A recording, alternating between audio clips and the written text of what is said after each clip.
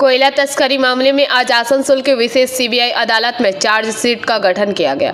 आज विशेष सीबीआई अदालत में इस मामले में आरोपी सभी 48 आरोपी पेश हुए। इनमें से विकास मिश्रा सहित 2 अन्य लोग वर्चुअली पेश किए गए। विकास मिश्रा एक अन्य मामले में जुडिशियल कस्टडी में है, जबकि 2 अन्य आरोपी की तबीयत खराब होने के कारण वह वर्चुअली पेश हुए। इस मामले में विनय मिश्रा फरार है। मामले की अगली तारीख 21 जनवरी को रखी गई है। उस दिन गवाहों की बात सुनी जाएगी। आरोपियों पर ईसीएल और रेलवे की साइडिंग से कोयले की तस्करी और अवैध रूप से उसे बेचने का आरोप है। सभी आरोपियों ने खुद को निर्दोष होने का दावा किया है। Finally charge frame hello. आज के 48 जনের মধ্যে 3 জন ভার্চুয়ালি প্রেজেন্ট হয়েছিল, বাকি সবাই ফিজিক্যালি প্রেজেন্ট ছিল।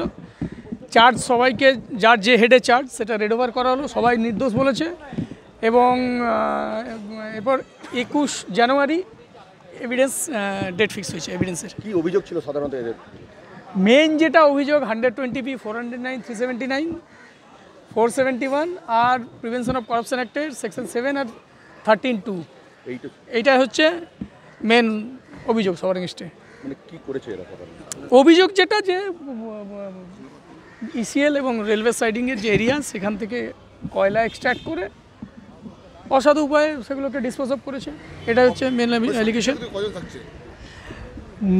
সাক্ষীর লিস্ট তো বিরাট, কিন্তু নেক্সট ডেটে যেটা প্রসিকিউশন বলল যে 4 জন অ্যাকিউজডের রেসপেক্টে যে স্যাংশনিং অথরিটি তারা আসবে।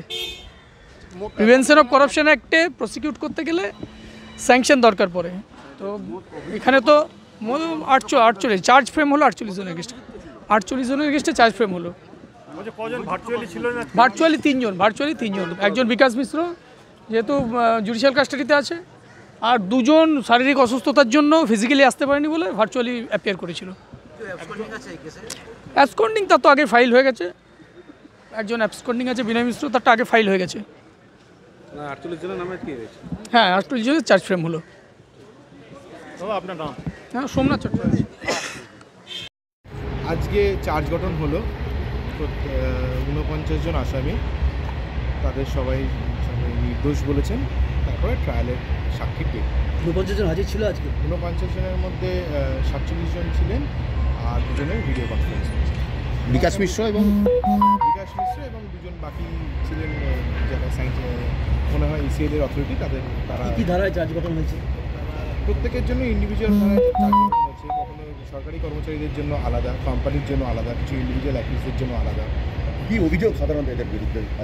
অভিযোগ যেটা করা হয়েছে সিবিআই তরফ থেকে সেটা হচ্ছে যে কয়লা চুরি করে বিক্রি করা হয়েছিল এবং সেই বিক্রির টাকার প্রফিট নেওয়া হয়েছে। এটাই হচ্ছে মেন অভিযোগ। কি বললেন অভিযুক্তরা? তারা কি সবাই নির্দোষ বলেছেন। কবে নেক্সট ডেট, কবে ট্রায়াল ডেট? পরের ডেট পড়েছে হচ্ছে জানুয়ারির 21 তারিখে। তদন্ত প্রক্রিয়া। आसनसोल से बीजू मंडल की रिपोर्ट, पीवीटीवी न्यूज। नियमित अपडेट एवं दुनिया भर की ताज़ा खबरों के लिए हमारे फेसबुक पेज को फॉलो एवं यूट्यूब चैनल को सब्सक्राइब करें।